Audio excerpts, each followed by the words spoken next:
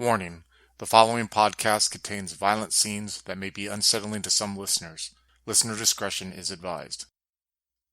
Hello, and welcome back to Twin Cities by Night and our third story arc, Dread. Dread is set in the Twin Cities of Minnesota, Minneapolis, and St. Paul in the hot and humid summer of 2011. Join us again and continue to follow the journey of Katao, played by Quinn, and William, played by Slavic, as they continue to traverse the dark society held within the Twin Cities. They will be joined by three new kindred: Warren, a Tremere, played by Adam; Valentine, a Nosferatu, played by Alex; and Lenny, a Nosferatu, played by Andrew. The coterie will find themselves joined together by a sense of dread. If you would like to contact us, you can follow us on Twitter at twin_cities_VTM or Facebook at Twin Cities by Night. We hope you enjoy. So Lenny, you're walking off with Valentine, and Valentine gets into his vehicle with where you actually never saw his companion. You kind of see standing by this F-150 as Valentine kind of like walks in there with like a light spring in his step. He opens the door and he jumps into the passenger side, and you see leaning on the back of the truck, like standing there, is this figure who was wearing like these jeans and a tucked in polo shirt with like stripes, white tennis shoes, has like a little bit of a beer gut, like a dad bod, has like a one of the flip phones that are like clipped to this like black belt that is around his jeans. He's bald on top, kind of has like black hair on the sides around like a crown of black hair, has glasses, and has like a really thick mustache. To be honest with you, not to generalize, but I'm going to, he looks like your typical, Minnesotan, northern United States hockey dad. You know what I mean? Nothing is unique, I guess. This is a face that you would lose in a crowd. You know what I mean? This just looks like anyone you would see walking down any of the suburban streets of the Twin Cities, like just a white Caucasian male that's a dime a dozen around these parts. But when you see Valentine goes into his truck, before he does, you see this figure walk around and open the door for Valentine. And you see Valentine jump in, and you see talking for a second because you're kind of like being respectful, and you see them talking, and then you see this figure close the door, and he walks back around, and he walks to within 3 feet of you. And you see he's not disturbed at all by your appearance, because No. I was going to ask you as soon as I Oh, got a okay. chance Yeah. if I can roll my mask as soon as we start walking away. Yeah. Go ahead then. I'm sorry. I'm not walking around all Yeah. Nosferatu'd up. Like, no. Yeah. Go I ahead. haven't. Okay. I have 4 successes, which What is form are you going to take? I am going to appear as I'm going to go with like a homeless guy. Like just kind of like a disheveled looking, like just ragged person who maybe hasn't had any good meals, and has like that kind of look to them where like they have like the messed up teeth, and just really like the type of person that most people seeing that person on the street just actively avoid even making eye contact with, somebody who's just like dirty and a little smelly and just kind of is not pretty by any means, and just like, you know Where it's almost like your guilt, the fact that you're not in that situation makes you avoid them, even avoid looking at them. You know what I mean? I see what you mean there, definitely. yeah. So the figure comes walking up to you. There's a moment, you're good at watching people at this point too, through your sire, the training, and what you've been doing for like the last 20 years. But there comes a point where he's walking and he's within 5 feet of you, and you see that this man's look is almost the equivalent of you and the facade that you have right now, meaning the fact that you know that you can tell that he's not a Canite. You can see, the flushness of his skin. You can see the signs, or you can tell he's not a Kindred. You can see the flushness of his skin. You can see the signs, but you know that there's something that lies underneath the thin layer of his outward appearance. I'm not talking about something physical, but I'm talking about, while yes, this man looks like any other faceless man in the area, that there's something predatory behind this man. You know what I mean? Like something just like the way that he looks at you when he comes walking up. it is almost like an unhealthy self-confidence. You can tell when someone's confident. You could tell in real life when someone's confident when they're walking with like a pep in their step, or their chest out, or they're walking, with a power walk, or they stand there with their arms crossed. This guy's confidence is different. This guy's confidence is oily in a way. Like it doesn't sit right with you. And I would almost say that the equivalent of this gentleman's confidence is almost in the same wavelength of Coach Olson's. With Coach Olson, the monster he was, but you also saw that the confidence that he had before you gave him your dark blood, you saw all those years when he had people fooled, when he was looked at like this guy who was great at working with kids for hockey and making them get to the next level, but there was that oiliness of that self-confidence that just didn't sit right. And you get that with him. Not saying he's the same type of monster that Coach Olson is, but just in your gut, that something about him doesn't sit right. And he comes within 2 feet of you and he looks at you and he's like, Valentine said he will call you when he needs you next. And he's just staring at you. So, interesting note about 4 successes on Mask of a Thousand Faces is that it includes like mannerisms, gestures, like total appearance, voice, everything, so that like it's like altering their mind to the point where they fill in the gaps themselves. Let me ask this then, out of character. Because what I was thinking was like when Valentine talked with him, Valentine was like, tell him, you know what I mean? This guy that I'll call him when I need him, because obviously he serves Valentine. You know what I mean? Would that number of successes kind of make it to where his mind can't rationalize that you are? He probably doesn't realize, like, unless he specifically said to him, like, this guy is another Nosferatu. Oh yeah, and, yeah, you know, no, he probably like, wouldn't have said that. No, he probably just said like, tell him I'll call him when I need him. yeah. You know what So I mean? he's gonna see me as like this hobo. And that brings out, and that works good with what I was trying to convey, because with him and how he is, and I kind of explained in past sessions about his nature, you are weak to him. You know what I mean? You are like Yeah. low. You know what I mean? And he is a god, and that's how he looks at it. In his psychotic mind. You know what I mean? He's a sociopath, and he yeah, I like that definitely. So he says it with like this. You can especially sense it from him when he speaks to you. Okay. So, I'm gonna let him think, whatever he wants, and just kind of be like, all right, yeah, cool, man, yeah, all right. See, there's a moment when like he turns to walk and he like looks, but he like turns to walk walk around the back of the truck to get in the driver's side, but he stops and he turns and looks at you, and you just see like there's this moment where he's looking at you for a second, like, and I'm not saying he recognizes you at all, but it's a look like you even see that more, that like confidence, and then he just like turns and he walks around and he gets in the truck, and you just hear the loud engine of the F-150 as it goes into life, and then you see like the truck drive off as you are standing there. Yeah, I just kind of watch them leave. By the way, just to in case you don't remember from the last session, where he parked like 3 blocks away from the park. So you're a good Okay. distance away from the park now, so you're kind of standing there.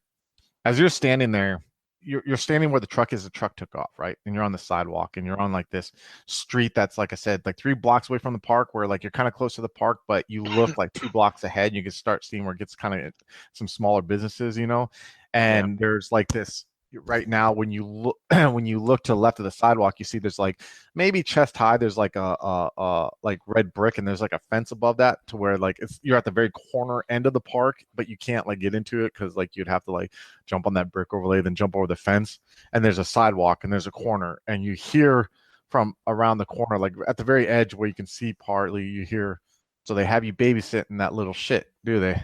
And you look up and you see like this Yeah, my head like snaps around. Auspex comes on. I'm like searching. Like I didn't know I was being observed. yeah, and you Immediately, see, like on the defensive.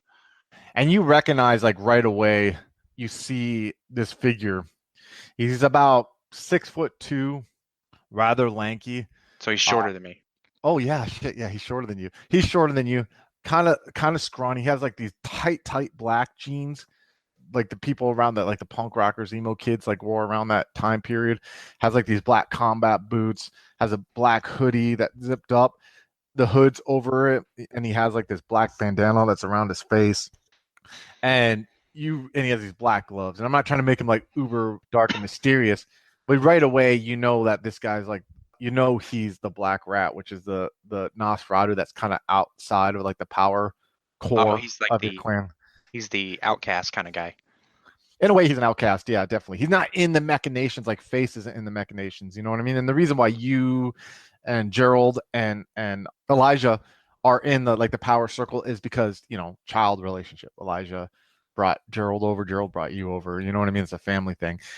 And you see this figure standing there, and like this, you know that the Black Rat has been around for a while, like in the city. And when I say for a while, like a lot longer than you have. But you know that like the Black Rat likes to dress like whatever like the younger youth movement in the city dresses like at that moment. It's not because he relates to them. It's not like he's sitting there trying to look like an anarchist or trying to look like, you know what I mean, like a gutter He'll punk. just be blending. He's blending, and that's in his current like disguise he uses when he's not obfuscated is a gutter punk. You know what I mean? Kind of like disguise. Like on the back of his hoodie, there's probably some shitty band, you know what I mean, that's been like patched into there, he probably smells at the moment, but that's how he gets around. And you have found, from talking to Gerald, that like even though that the Black Rat is not in the circle, like he's not anyone to take lightly. You know what I mean? Like this I mean, guy. any Kindred isn't, Exactly. Well, that's a good point. That's a very good point. He's not outcast because he's inferior. He's not really an outcast either. He's just not in the circle. You know what I mean? He's not in the decision making. So yeah, so he says that, and he's just kind of standing there like leaning against her looking at you. So yeah, my head snapped around and I kind of look at him and just take him in and then loosen up a bit afterwards. So, because like I said, I would have tensed up immediately, like ready to throw a punch. And then visibly relax. Didn't know I was being watched. Sorry. Well, I heard about this kid. Of course, no one tells me. I have to find out on my own. I thought I'd check out what the big deal is. Well, you wouldn't have to find out on your own if you maybe participated a little bit more in things going on in the city. Man, I don't want to bother you. Come on now. I know you're busy. I know Gerald has you busy. I know Elijah has Gerald busy. But I support whatever you guys choose, whatever you guys deem is important. But I'm a little worried, man. About what? Why are you guys so interested in him? You didn't show so much interest in Face when he showed up. He's new, and I was told that he's got a quest for revenge going on. So just gotta make sure he doesn't cause any trouble. You're fucking failing if that's the case. Why is that? And you see him look away, and he kind of like looks back, and you can't obviously see his smile, so I shouldn't even try to be like smiling, And he's like, I heard you had an interesting talk with Philip. You heard or you listened? Oh, what are you accusing me of, man? Nothing that you haven't already shown. I don't know what they talked about, but I heard it was for a while. Why would that kid be talking to Philip? I mean, I know we have to get presented, right? Yeah. But I know when I was presented, I didn't go for a walk with Philip and have a nice little talk with him. Did you? Yeah, that's weird, isn't it? You're so uptight, Lenny. It's none of my business. Don't really What? care. Get out of here with that shit. I don't believe that for a single fucking word. I kind of give him a wry smile at that because, like, it is an obvious, like, it's none of my business. I don't care. No, I'm interested. I'm interested immediately, but I'm playing it off like I'm not. What I'm curious about is why someone embraced the kid. That's the fucked up thing. Yeah. Why this kid's getting the delegation treatment. I guess you guys gotta give him a warm welcome. Why this kid felt like he had to talk to the prince for so long. And kind of heard that kid's an angry little son of a bitch. Well, all I can say about the delegation is that if you have a problem with how he's being treated, you should probably talk to Gerald. And as far as everything else goes, I guess we'll see. I just want to see this kid succeed, man. It's all for the family, right? It's all for the clan. Oh, wait, it's for the clan in my case, not the family. It's for the clan, right? But here's my other thing. New kid comes to town, and the first person he meets after the prince that's outside of our clan is someone who's had 2 members of their group end up missing, one pretty much confirmed dead, who was a whip for a clan that's pretty powerful in here, and you were there for it. I told you he's out for revenge. For who? Someone he knew. One You of gonna make the you're one gonna of the make me guess who it is? one of the ones who's disappeared. Apparently, he's trying to make connections with their friends. So, How did that connection go? Is there any way I can help? well, if you hear anything about the whereabouts or what might have happened to our missing kindred, that'd be helpful. I'm sure that he would be very grateful to find this out. Would you be grateful? Gerald would be grateful. Would you be grateful? I'm trying to decide if Lenny would actually. I think, yeah, he would. He kind of thinks about it for a second. Says, yeah, I would. I'm so happy to see you taking the training wheels off and flying on your own. Very good, Lenny. Gerald was right in adding you to the team. How about this? You tell me who that little kid's looking into right now. Maybe I'll do a little digging on whoever that is. Ophelia Juno. Apparently, she was a friend. He's looking for answers. You didn't even have to talk to Gerald to make that decision, Lenny. Very good. I don't like what you're implying. I'm not implying anything. I'm implying that you're doing good things on your own. Don't you ever want to get out under the yoke of the whole family? No, I don't. I like this. You come and talk to me in 20 years and tell me if you still like it, man. Until then, I'll find you if I find anything out. You have a good night, man. I like your disguise, by the way. Very good. Gerald I'll give taught him you a well. big, like, toothy grin of like fucked up, like yellow teeth, and yeah. Watch out for that kid, man. Anyone who talks to Philip that long, they're none but trouble, I'm sure. And he just turns around and walks around the corner. All right. So, Mr. Lenny, is there anything you'd wish to do rest of the night? Yeah, there All is. right. All right. Let me know what it is, sir. Okay, so after that little exchange, Lenny will he'll start walking down the street, with like he's pondering, he's thinking about it. And I'd say he's not really like at while he's thinking and walking, he's not really like he doesn't have an agenda on his mind yet, He's just kind of for just maybe 20 minutes or so, just kind of like aimlessly walking forward and just thinking about all of that. It takes him some time to kind of process over things. How did that make you feel, that whole talk with him? Like, you're saying you're processing over and everything like that, but Yeah. what's going on in his head after that? I mean, because you pretty much, I the way I would articulate is with you pretty much, I don't know if this is the right analogy, but you got smacked with a bunch of different things from the Black Rat right now. You know what I mean? And like, I don't, this isn't a spoiler, but obviously intentionally he was trying to throw in this common conversation things that he feels that would have kind of taken you off your guard a little bit. You know what I mean? Verbally, to see what he could get in return. It's just something that people like him, especially with his background, and you don't know too much, but he's been around. And I would even say that he might almost even take on the appearance and the dressing of younger people to make himself look less capable of doing what he just tried to do there with you. You feel me? So like if a Kindred sees someone dress up like a gutter punk, they won't think that this dude's been around for like 60 years. You know what I mean? So it's like, Classic, vampire tricks, especially Nosferatu. yeah. And I would say, yeah, I would even say just classic, someone who brokers an information and does this kind of like, I don't want to call it espionage, but you know what I mean? Like, you got the Nosferatu clan, the Twin Cities aren't sewer dwellers. You know what I mean? These are people who are out there trying to build a power base. You know what I mean? And you just kind of witnessed that. Now, it wasn't really extremely hostile, but he was definitely trying to see by shaking you what he could get. And maybe you did too in your way.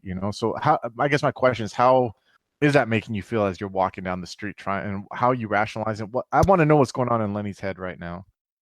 Lenny thinks it's just another person trying to take advantage of him, and he's willing to just play the part for now, and just kind of hope maybe he dropped enough, like he got him interested clearly, and he's like, he's gonna be back. He's gonna have something. He's not gonna come back empty-handed, and I'll just keep like I'm gonna use him while he's using me, just like we do. And Now, that's was just kind of what's going through his head. So he's kind of thinking of like, well, all right, I'm gonna have to find something for him later. anything he say specifically stick out with Lenny at the moment? Like anything he said that's like that maybe made Lenny feel off center for a second, or no? No, no. not Lenny wouldn't feel like thrown off by that conversation at all. Okay, cool, definitely. Now, what about the conversation with the prince? Lenny's indifferent to the prince. You know, he just does what he says because that's what he's told he's supposed to do. Lenny has a mission, and like he's focused on that mission. I feel you, Yeah. definitely. Yeah, I like that about Lenny. He's a soldier, for lack of a better term. He's like a soldier. You know what I mean? And a highly trained one. At what he does. Yeah, I mean it's pretty close to what the concept for him was. So he's not looking at it as like, oh, I need to find this out because there's some juicy stuff going on and da, da, da. It's Personal more gain. like, yeah, not personal gain. It's more for him. It's like he knows that if he figures out what's happening, that's power, and you can use that power in any kind of sort of way. And he doesn't even need to be the one who uses that power. He's just the one wielding it, like for someone else, maybe. So he doesn't have a personal stake in this at all. He's just more like, I'm gonna play this game, I'm gonna figure out what's happening, and yeah. So after you're walking down the street, how long do you like walk and think about this and contemplate all this? Maybe 20, 30 minutes. Like he doesn't spend, the next like 4 hours walking around until like the sun is starting to rise or something. No. Just he's thinking about that, and then he will start thinking to himself, I he he needs to get ahead of what is happening, right? There's a lot of stuff unraveling, a lot of things happening right now, and at the moment Lenny's just kind of reacting to everything, so he needs to kind of start being more proactive. I Okay, so like that. he's like, okay, he's walking, he's thinking about this, and he's like, what can I do to be more proactive and get involved in this? And so Lenny is going to, did I get the phone number for Kaitao? Did I get that? I don't remember. Yeah, you have his number because you guys talked on the phone before you met. So yeah, you have Katao's number. Yeah. Okay. So he's gonna take out his phone. He's gonna text, and his text message is going to say he wants to send a text message to Kaitao, something along the lines of, you know, just remember, I'm reaching out to help you. If there's anything specific you need me to do, I can look into things without being seen. Just kind of like a kind of something along those lines. Like, hey, look, if you have any leads you want me to follow up on, like kind of like this sort of it's like, hey, I know Yeah, you yeah. need help. And this is his only like real lead into this right now. So he's gonna reach out to him and be like, hey, look, here's a text message, and just leave it at that and see if he responds. If you want to respond, Katao, you can. If not, just let me know. So yeah, I do want to text once I see that. I'll text back saying, "How do they? You mean like when you say unseen, literally or metaphorically?" Oh, he's like unseen, literally or metaphor, like, oh, literally.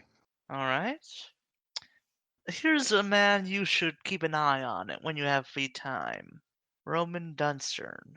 That's it. That's all you send. Is that I'll say like a and he's an interesting individual. You might see why. Okay. So when he sends that, Chris, the name Roman Duncern I'm trying to recall if we had discussed that, if that's a name that come up with Lenny at all before, or It was brought up to you, and it was I d- brought up in the yeah. first session when Gerald talked to you, and he said right now there seems to be some kind of weird calamity in the city between Rita Giovanni and her associates, her associate Roman Duncern, and Yeah.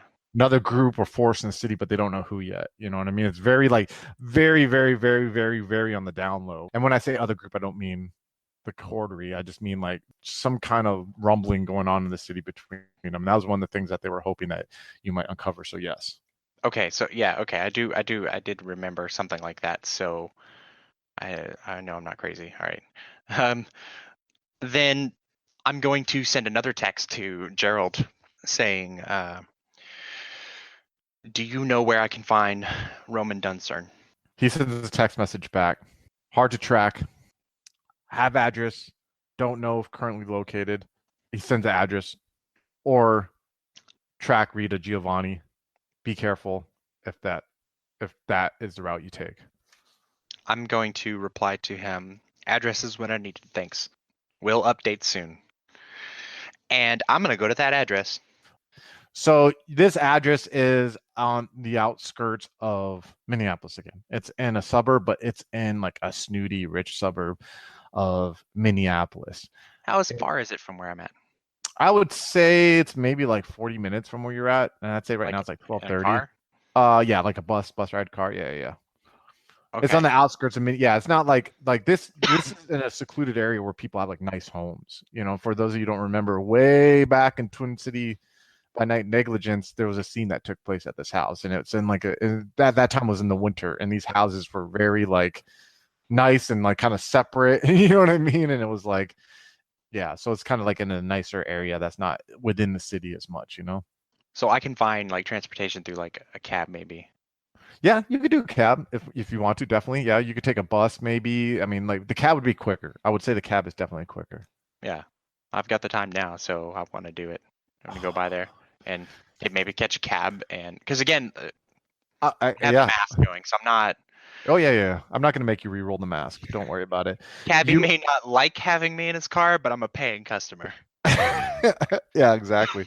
So you are standing there and you start like flagging down the cab, and you see this cab like it's like this yellow like compact car. It's not like like the normal cabs that you see. These are like one of the cab companies that it's not like a yellow cab. It's like one of those smaller ones where they actually paint their cars like kind of green or whatever, and you see like a random name, and you see he like pulls over, and you see like the Bobby Mitchell's cab service. Yeah, Some exactly. random stuff. Yeah, and you see like the cab light is like on top, you know what I mean? And you see like the window rolls down, and you see the driver's looking through the passenger side at you, and he's like, "You need a cab? Yeah. You got money? Yeah, I got money, man. Come on. Let me see the money." You're not trying to rob me, are you? I started fishing out like a wallet. It's like, see, I got cash. I got cash. All right, get in the back. I'll hold the phone up to him. You take me here? Showing him the address. He looks at things like, "Yeah, if you're paying, I guess." They don't like, not trying to be a dick, but they don't like, You don't worry about it. Don't worry about it. Just take me where I need to go, man. "Hey, it's your fucking money, man. Get in the back seat." The doors unlock, as you get in the back seat. He starts driving off, and you're going through the city, and you're kind of looking out the windows, and you see like, the lights from the overheads, and you just see like you're burning down this cab's burning down the road. He gets on a freeway for a little bit, takes like the 10th exit.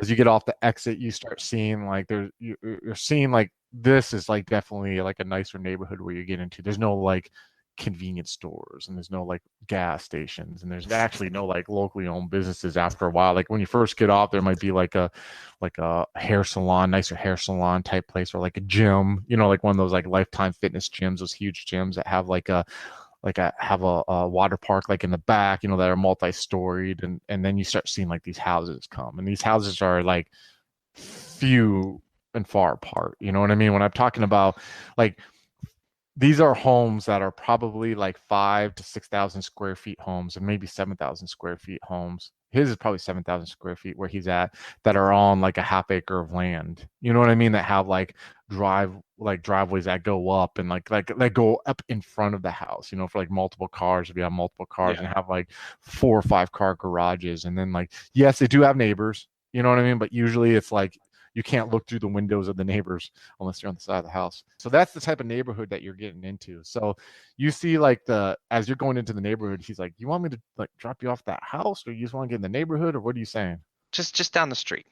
Just down the street? Okay, I got you. And he like stops literally, like, like it's a couple blocks away, where the house is at, but he stops before like because you see like there's these 2 like, what's the word I'm thinking of, like brick pillars that are before the neighborhood. You know what I mean? They have like, Woodrow Estates. Yeah, exactly.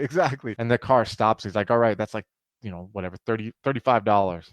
I'll pay him. Do you tip?" Yeah. Oh Yeah. I don't want to piss him off. Lenny is not a.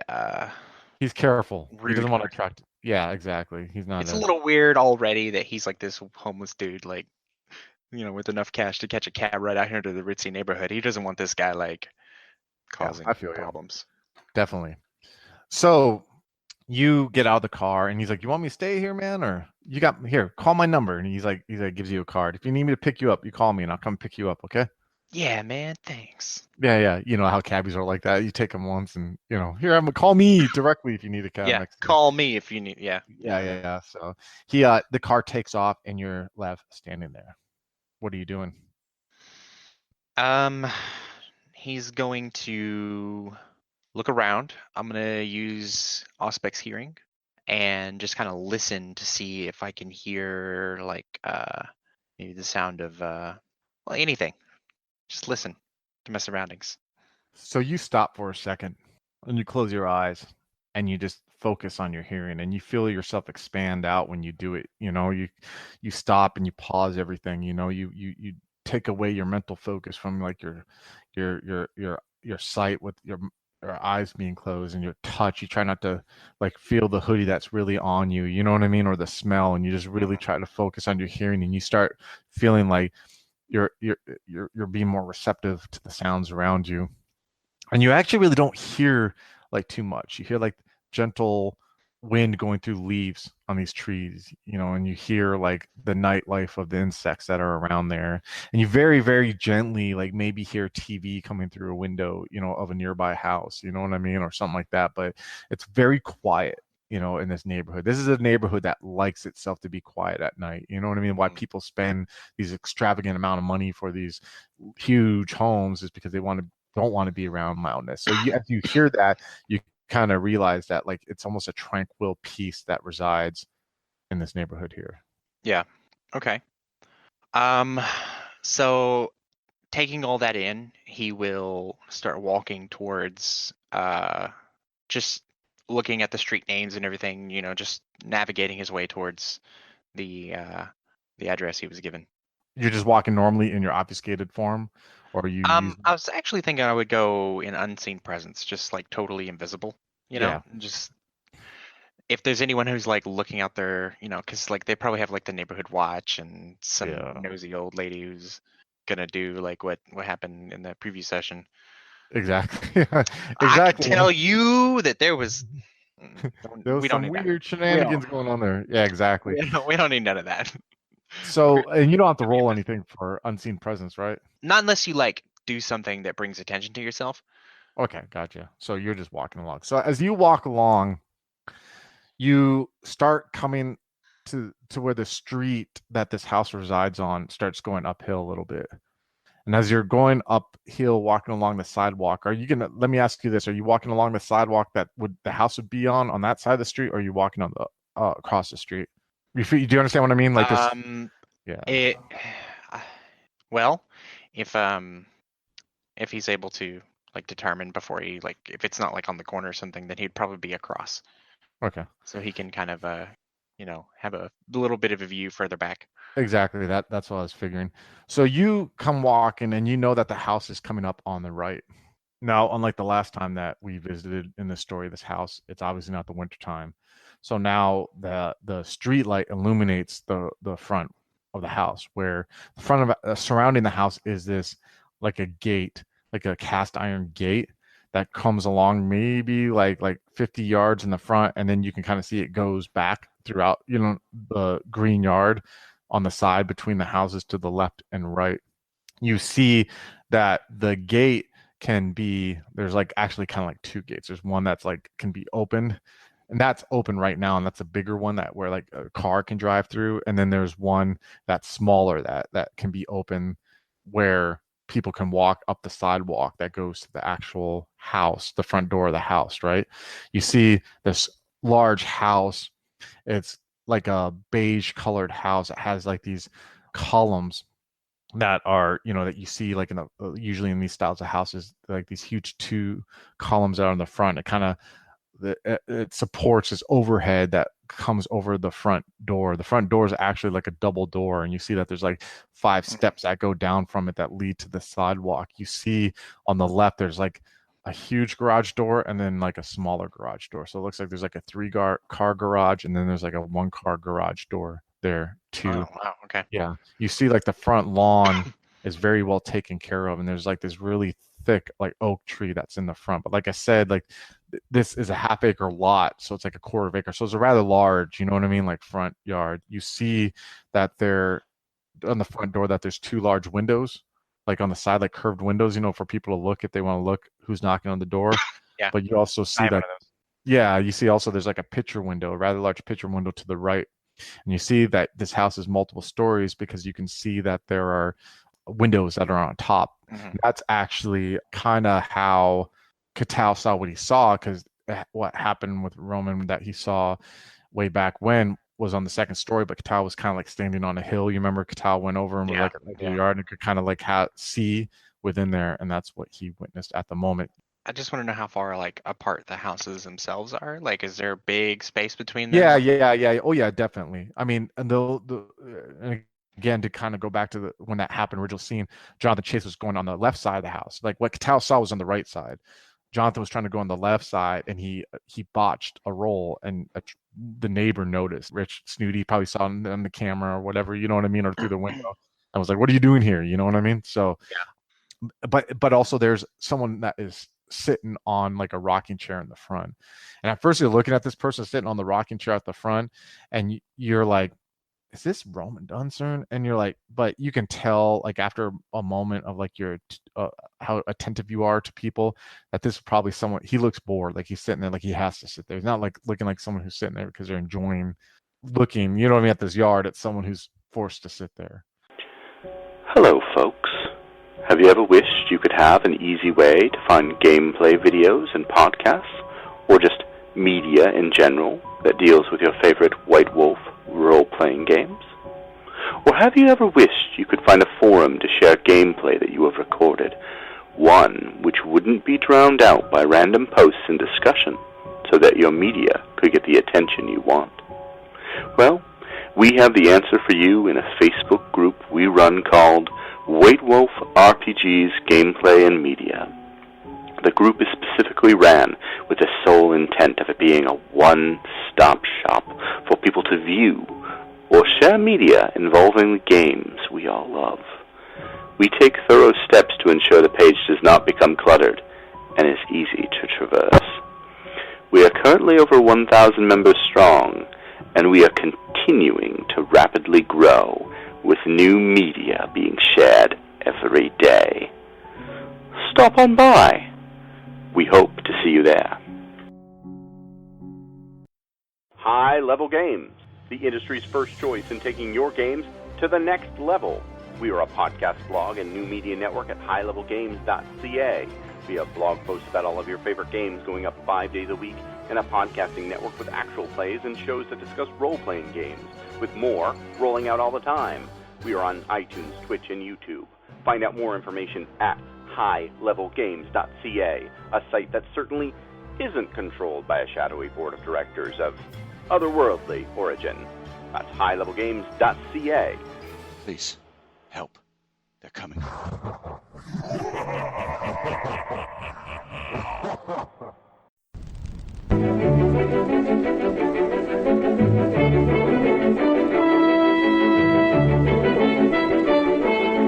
The Los Angeles metropolitan area is constantly growing and changing.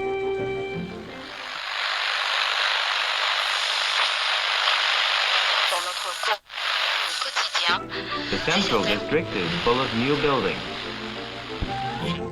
The Hollywood and Wilshire districts, once far from downtown, now are part of it which spreads past Beverly Hills and out to the ocean.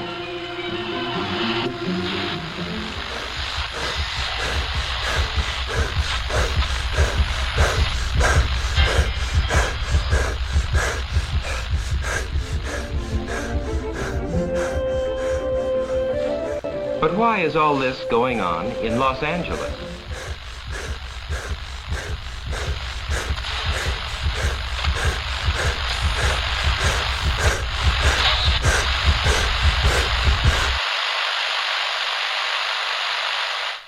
Why is Los Angeles an exploding city?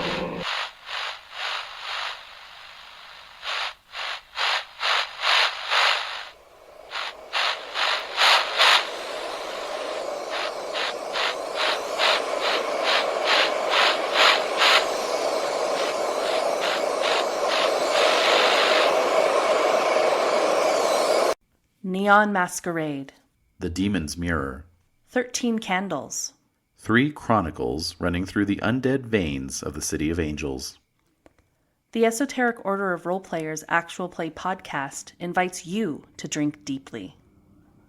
Go to eorpodcast.com and search the duets tag to find out more.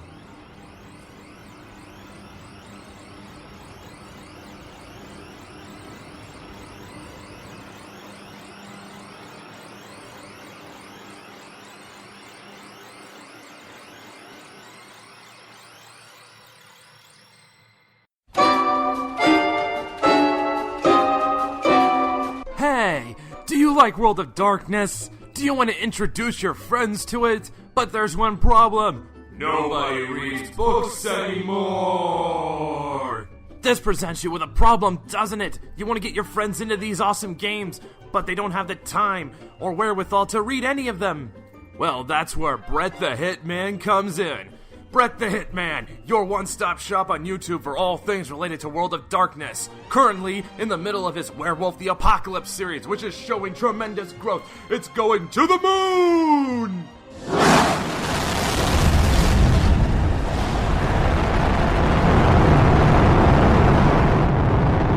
That's right, watch Brett the Hitman and you will get style. Flair. Humor.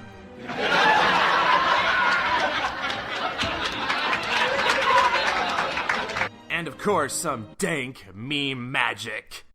Fucking normies. Brett the Hitman on YouTube at youtube.com/I love other people's misery. So watch now!